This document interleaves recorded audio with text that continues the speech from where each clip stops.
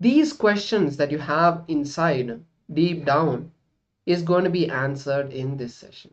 So many of us, we have seen incidents where, you may call them miracles or accidents. As Swamiji says, miracle is something that happens in a different dimension which favors you. An accident is something that happens in a lower dimension that is not um, liking to you. Because it happens in a lower dimension, the change that happens there affects us in the external world as an accident.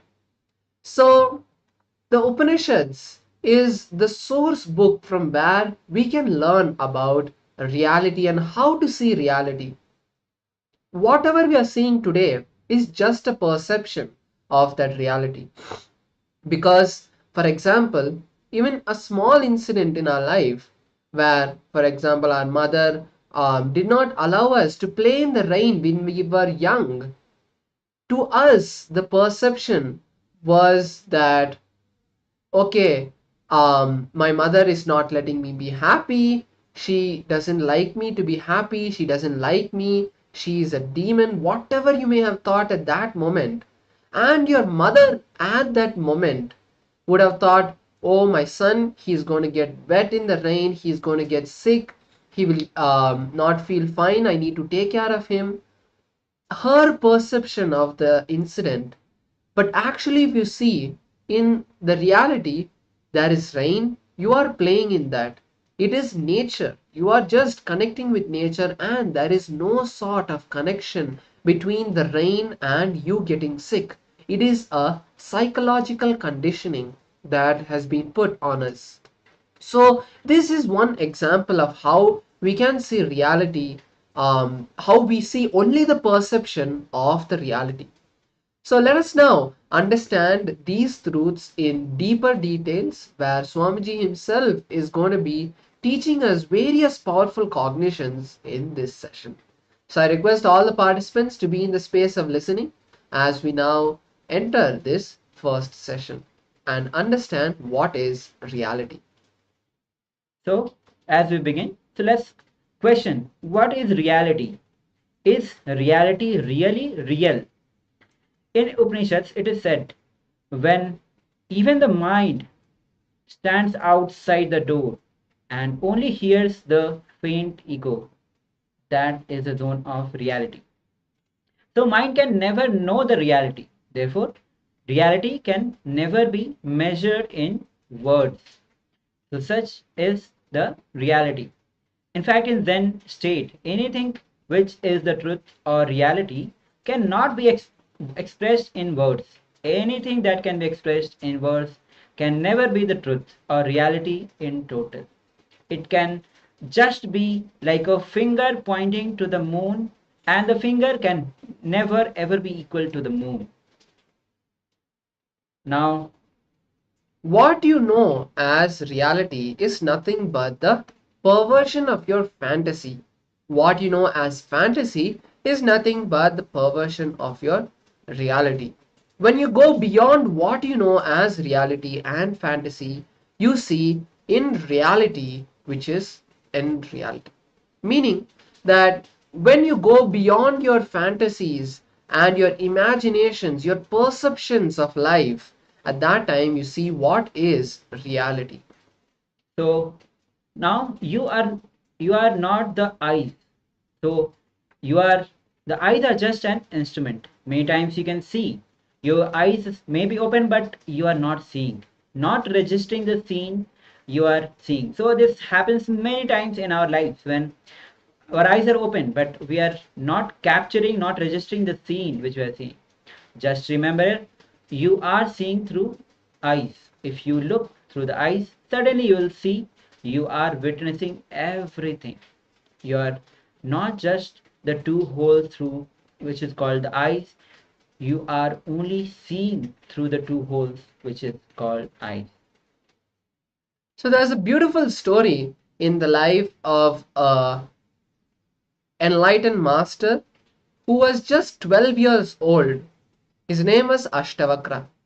So Ashtavakra was born with 8 deformities, and that's why the name Ashtavakra means 8 deformities. So Ashtavakra, even though he was having deformed body, in the when he was in the womb of his mother itself, he achieved enlightenment, and his birth was a conscious birth. Means he knew the moment he was taking birth, he knew that he is in life, and at that time he knew that he existed. So Ashtavakra once goes to the palace of King Janaka, who is a great king. The moment Ashtavakra enters the palace, the whole palace starts laughing at Ashtavakra because Ashtavakra looked ugly with the 8 curves in his body.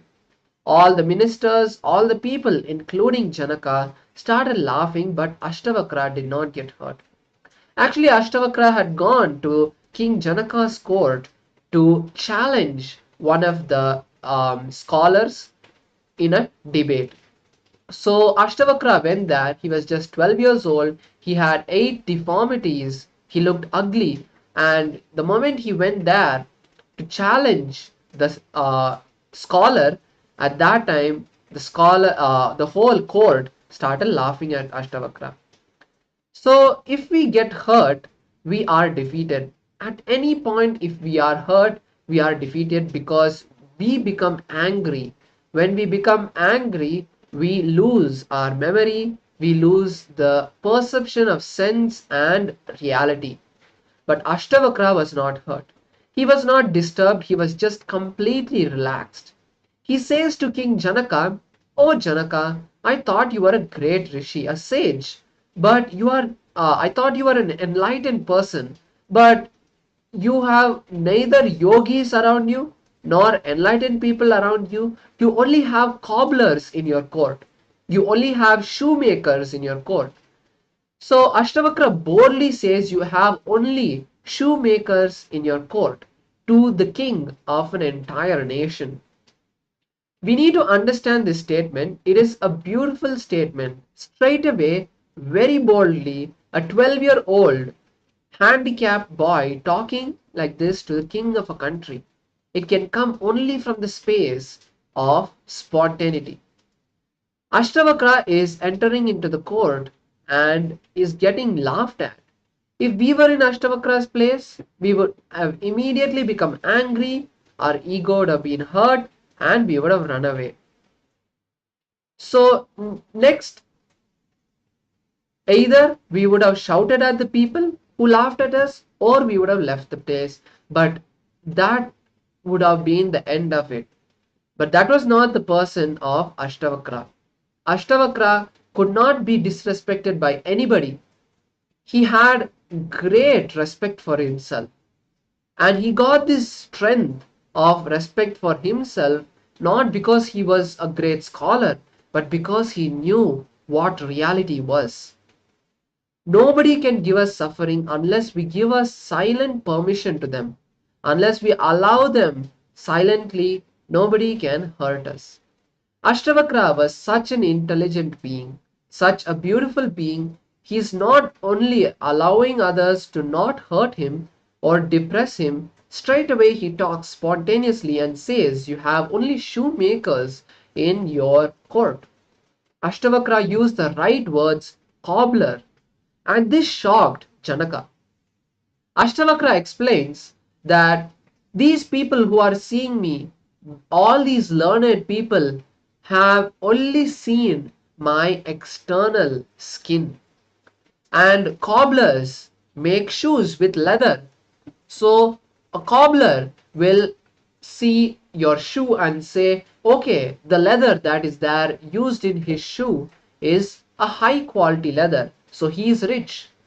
If the leather is low quality, then the shoemaker sees and says, okay, he is not as rich. So the shoemaker is able to see the whole world only from the eyes of leather, and seeing if how good your leather is, how good your shoe is, to measure you and validate you. So the same thing is happening here, where all of these learned people in the court of King Janaka were only seeing the skin of Ashtavakra. So Ashtavakra says, you have only cobblers in your court. The people are only seeing my skin, not my being. My body has 8 curves, no doubt, but my being is pure and my being is straight. You cannot upset a man who lives in spontaneity. You cannot stop him, you cannot disrespect him. Ashtavakra is a person who lives in spontaneity. He lives completely in the present moment. He has neither the disrespect nor deluded by ego. He is not disturbed. And he says to Janaka these words. Janaka immediately understood that as Janaka was an intelligent person, he was an intelligent king and a rare being. Being a king and having intelligence is really something unique. Janaka is a king with an intelligent being. He understood the meaning of the words uttered by Ashtavakra and immediately comes down from his throne and touches Ashtavakra's feet and begs for forgiveness, calling Ashtavakra as Lord and as Master. So King Janaka requests Ashtavakra to become his royal teacher, and using the teachings that he got from Ashtavakra, Janaka builds the kingdom and he rules with the enlightened science.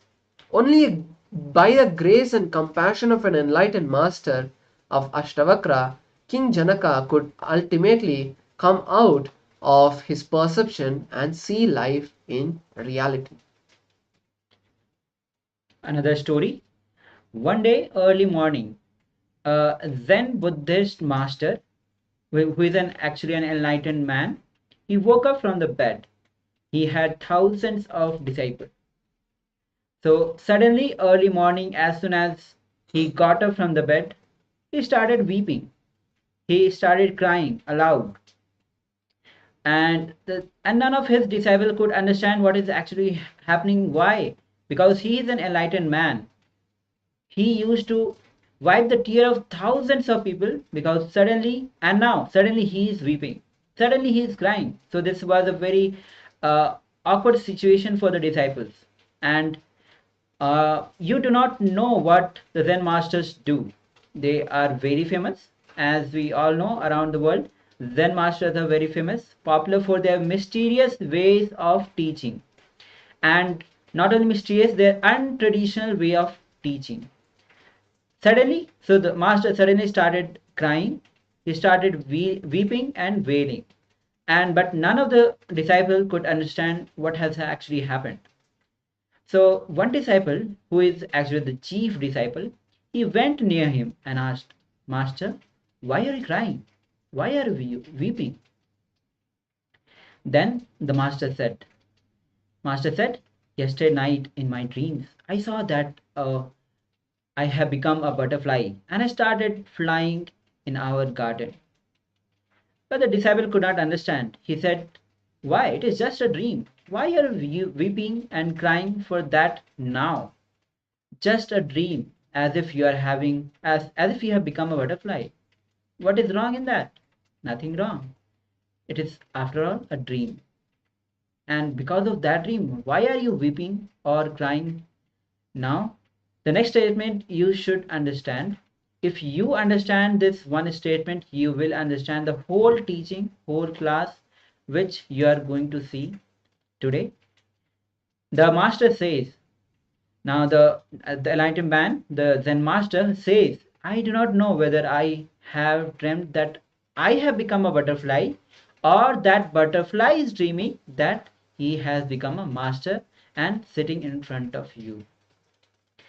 So understand, I do not know whether I dreamt that I have become a butterfly, or the butterfly is dreaming now as if it has become a master and it has got so many disciples. So the question exists still, whether it was the dream was reality or the reality is dream. How can you solve this problem? How can you answer this question? He says, "I do not know whether I dreamt that I have become a butterfly, or that butterfly is dreaming now it has become me. Anybody who knows, who can answer? Anyone? Any of you who got the answer? You can open up. You can put your comment. So yeah, you can share what you think might be the answer and how logically this would make sense. So in the meantime, let us also watch a beautiful satsang where Swamiji shares about the science of seeing reality. I request all the participants to be in the space of listening now so that you can receive the powerful truths revealed by Swamiji. Let us now watch this satsang.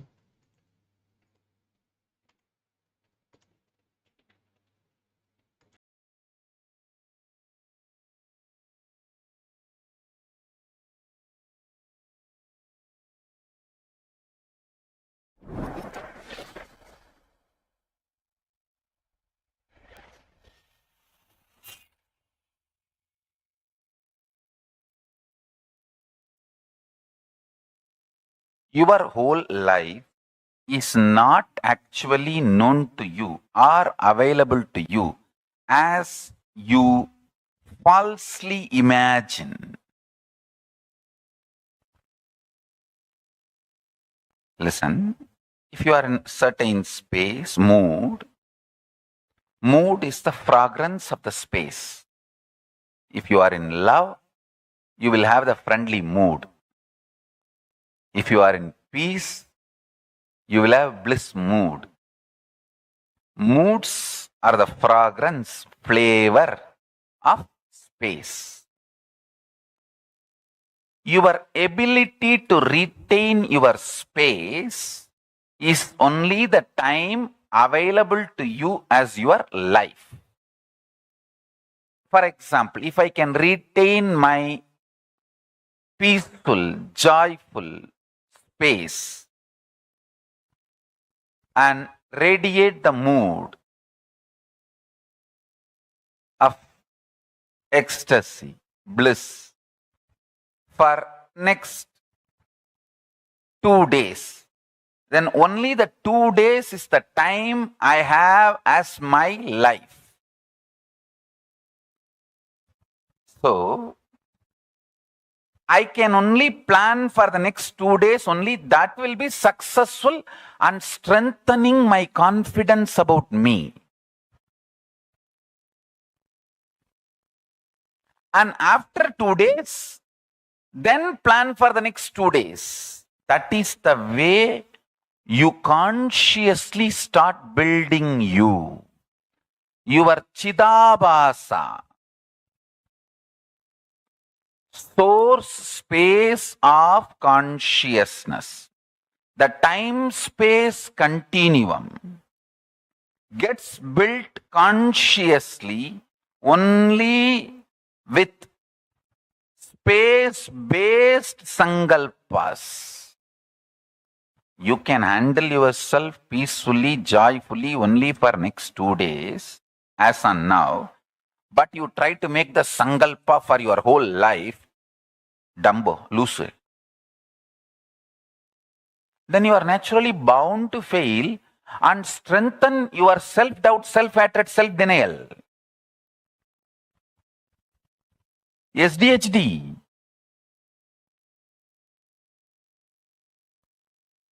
So make sankalpa only for the time space available in your hand, in your life. That is first. Listen, this is first. Second, this may look too simple, but when you start practicing, you will understand how powerfully this technique works for you to be stable. Understand? The most beautiful emotion which can bring stability in your life is love. Morning when you wake up the Atma Linga which you are wearing. Mahadeva, please wake up. Morning when you take bath, Swamiji, please take bath. Pour few drop water on that linga. Always wear it. That is the best way. Pour water on your body and pour water on the linga. Swamiji, please take bath. When you eat, whatever you eat, Swamiji, please eat. When you brush, you don't need a separate brush. Nothing is wrong. I am telling you, I am your guru. To whoever I gave the Atma Linga. Maybe you don't need to put the same brush on the Atma Linga, but take little Hariteki powder and put it on. Swamiji, please brush the teeth. Mahadeva, please brush the teeth. Too simple. And when you are falling asleep, tell him, Mahadeva, please sleep.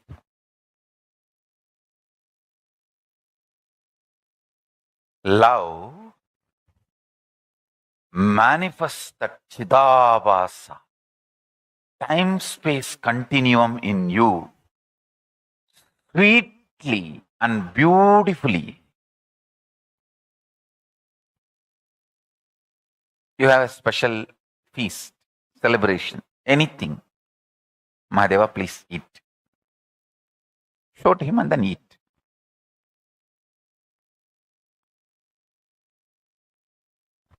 Start this. It is too simple. Time-space continuum. The Chidabhasa will explode in such high energy. When you spray perfume for you, just put little on him. Mahadeva, very good perfume. I got it yesterday. Lipstick, just put little, nothing wrong. Whatever I am enjoying, I have to give. This is what my gurus taught me. And I have enough Shastra Pramanas to prove what I am saying is right. Whatever you enjoy, offer it to him and enjoy. If you are lying on your couch, tell him, Mahadeva, just lie down. Rest, enjoy this sea beach. I tell you, he is neither outside you nor beyond your reach. He is the source of you. When you generate a love, sweet relationship, that makes your time-space continuum huge. Huge.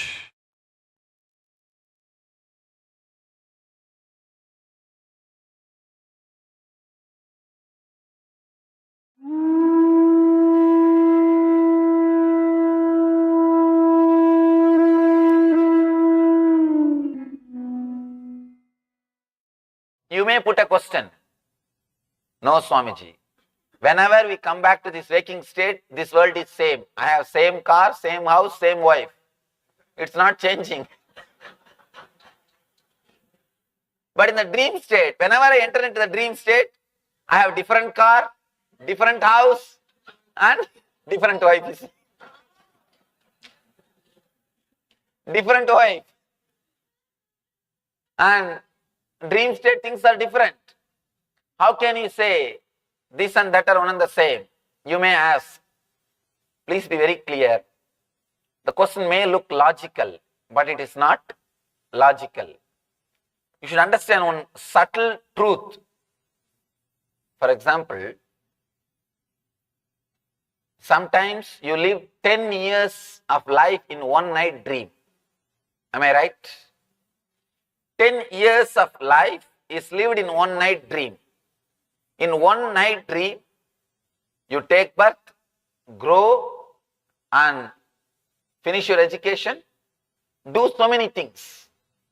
It means in the 10 years, have you not slept?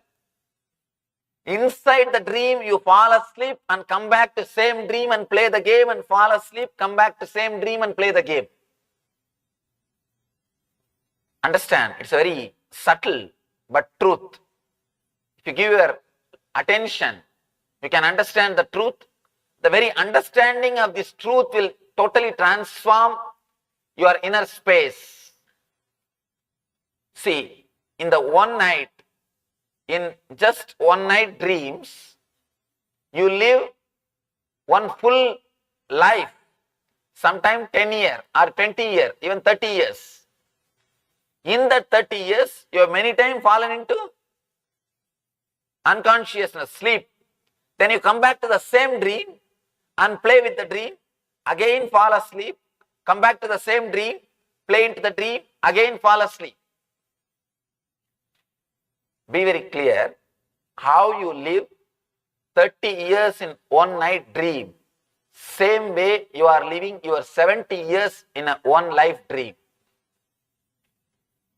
Life is a longest dream. Dream is short form of life. Small life is dream. Long dream is life. Let it be very clear. The very concept of time itself is illusion. That is why in one night, 10 hours of, in 10 hours dreams, you live 30 years of life. 30 years of life is lived in one 10-hour dream, one night dream. How is it possible? Because the time concept itself is created by your mind. The concept of time itself is an illusion. It is completely illusion. That is why Ramana Maharshi says beautifully, whatever you see, as long as the scene, seer and the action seeing, if the three are there, be very clear, you are in illusion. Somebody asked me, Swamiji, if that is the case, how is seeing an enlightened master in dream state is going to help us? Because I am also one more dream for you now. And be very clear, really we can't be sure that you are sitting in temple and listening to the discourse.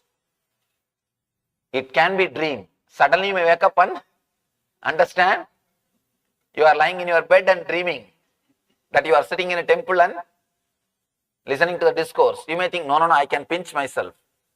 You can pinch yourself in dream also. In dream also you can pinch yourself. Let it be very clear. There is no scale to measure whether you are in awareness or dream state. You can do whatever you are doing now, whatever you can do now, you can do everything in dream also. In dream also you can be sure that you are not dreaming. The big problem is the moment you suspect whether it is dream or reality, you will come out of the dream. You can always see.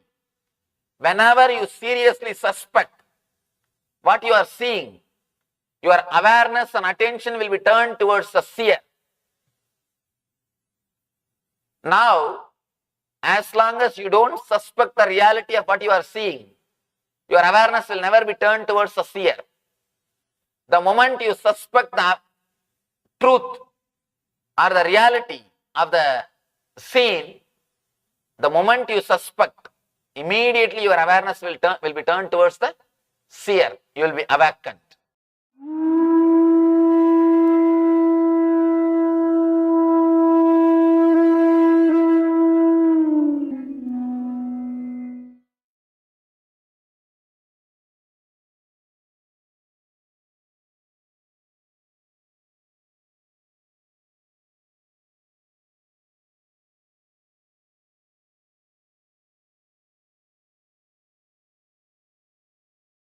Yes, that was another powerful satsang where Swamiji shared about how the dream and waking state, how we see the reality beyond our waking state. When we question that existence of our dream or even of this reality that we are seeing, we will awaken to reality. So with this, let us now move into a small internalization exercise and understand the essence of this session. So Swamiji said in this session that you are not the eyes. The eyes are just instruments through which you see the world. Many times you can see that if your eye, even though your eyes are not are open, you are not registering the scene you are seeing. Just remember that you are seeing through the eyes. If you look through the eyes, suddenly you will see and witness everything. You are the two. You are not the two instruments or holes called eyes. You are seeing to the two instruments or holes called eyes. So let us take like 10 minutes to internalize and look at our life and see how we are looking at the world.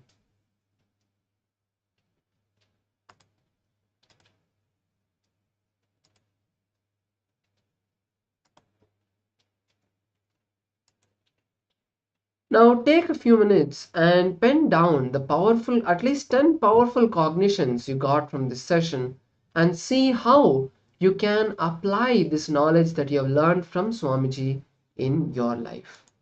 And also, if you have any questions about the session till now, or if you're not clear, please post your questions in the Zoom chat and we'll be happy to answer them. Also, all the participants watching us on social media like YouTube or Facebook, please join us in the live Zoom session at ecitizen.info/PSM. So let me repeat, ecitizen.info/PSM. Also, you can visit Paramashivoham.org to join the Paramashivoham session. Either of these two links, you can head there and join the live session to experience the more interactive and for us to be able to answer all your questions. So let's begin writing down the 10 powerful cognitions that we received from this session.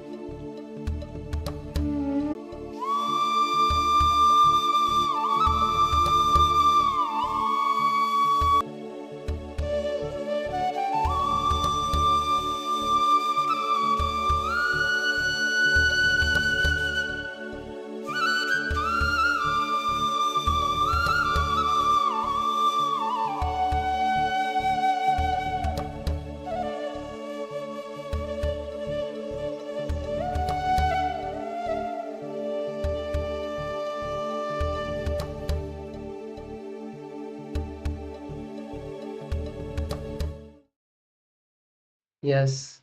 Now, slowly, you can relax.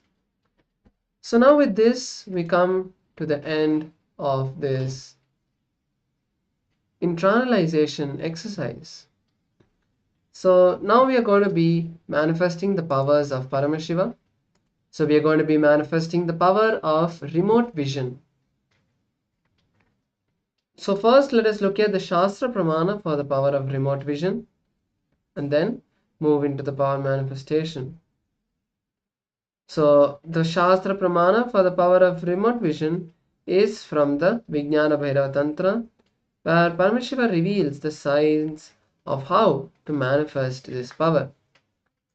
So Paramashiva says, Vyomakaram swamatmanam dhyaye digbhiranavritam nirashraya chidishaktihi swarupam darshaye tada.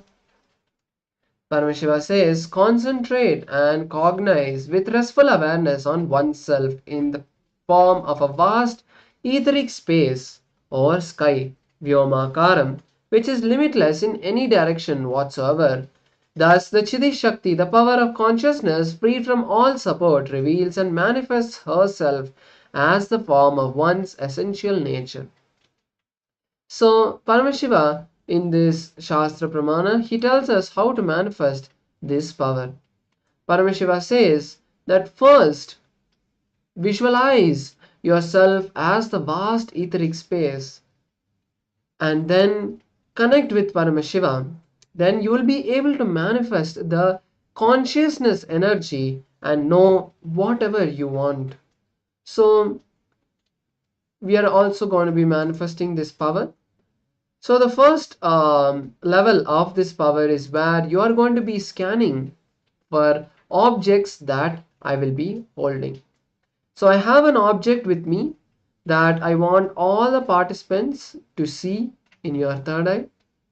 You can close your eyes now, connect with Paramashiva and request Paramashiva to manifest and reveal to you whatever is being held.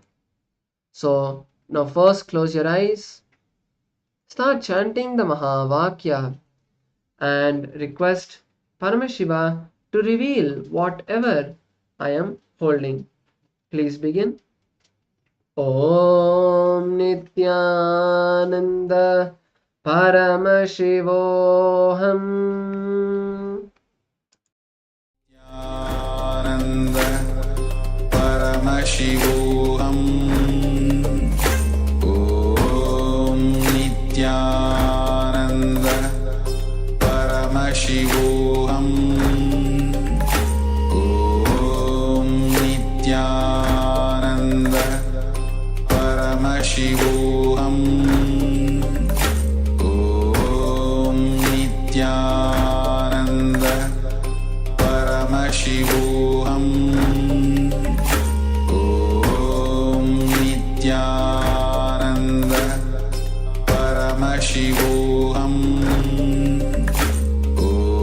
Om Nityananda Paramashivoham. Om Nityananda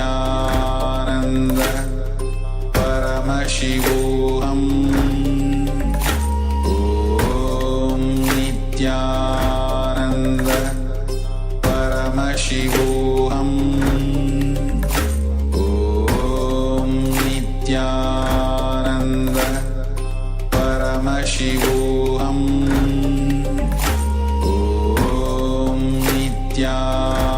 Om Nityananda Paramashivoham. Om Nityananda Paramashivoham. Om Nityananda Paramashivoham. Om Nityananda Paramashivoham. Om Nityananda Paramashivoham.